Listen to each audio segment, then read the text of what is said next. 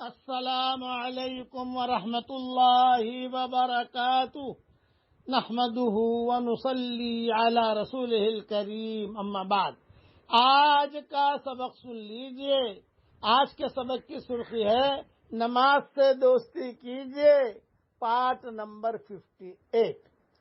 حضرت سلمان فارسی رضی اللہ تعالیٰ عنہ سے روایت ہے کہ رسول اللہ صلی اللہ علیہ وسلم نے ارشاد فرمایا، جب کوئی شخص جنگل میں ہو اور نماز کا وقت ہو جائے تو وضو کرے، پانی نہ ملے تو تیمم کرے، پھر جب وہ اقامت کہہ کر نماز پڑھتا ہے تو اس کے دونوں لکھنے والے فرشتے اس کے ساتھ نماز پڑھتے ہیں۔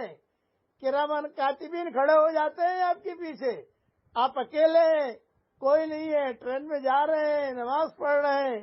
اب جب نماز پڑھ رہے ہیں کوئی ہے نہیں، آپ گھبرائیے مت، آپ کے ساتھ جو لکھنے والے فرشتے ہیں وہ آپ کے ساتھ نماز پڑھتے ہیں۔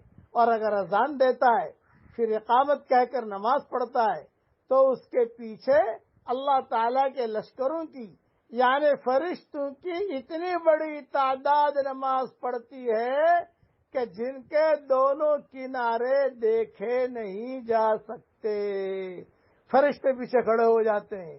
اس لیے نماز تو کسی حال میں بھی چھوڑنی نہیں چاہیے۔ یہ روایت جو میں نے بیان کی ہے، مصنف عبد الرزاق کتاب ہے، اس کے اندر یہ روایت موجود ہے۔ اس لیے سفر میں بھی نمازوں کا اہتمام کرے آدمی۔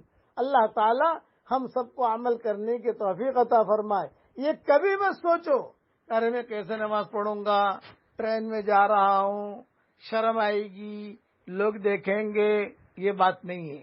ہاں، زور سے اذان نہیں دے سکتے، آہستہ اذان دے دو۔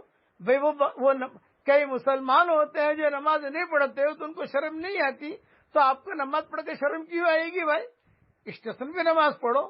ہماری جماعت الحمدللہ ہم نے دیکھا ماشاء اللہ اسٹیشنوں پر نمازیں پڑھتی ہیں، ٹرینوں میں نمازیں پڑھتی ہیں، ساتھ ہی جنگلوں میں نمازیں پڑھتے ہیں، الحمدللہ ہوائی جہازوں میں نمازیں پڑھتے ہیں۔